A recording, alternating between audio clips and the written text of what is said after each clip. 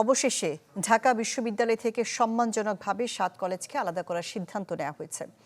এবছর থেকে ঢাকা বিশ্ববিদ্যালয়ের অধীনে আর কোনো শিক্ষার্থী ভর্তি হবে না। অধিভুক্ত ৭ কলেজের অধ্যক্ষদের ঢাকা বিশ্ববিদ্যালয়ের উপাচার্যের জরুরি বৈঠক হয়।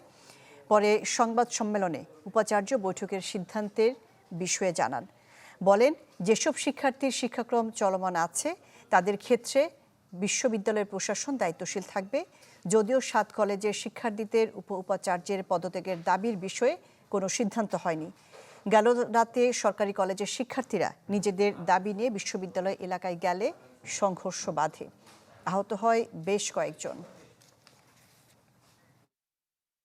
আমরা অনারেবল সেপারেশনের পথে যাচ্ছি, যেটি আমাদের ঢাকা বিশ্ববিদ্যালয়ের শিক্ষার্থী এবং ৭ কলেজের শিক্ষার্থীদের একটি কমন দাবি।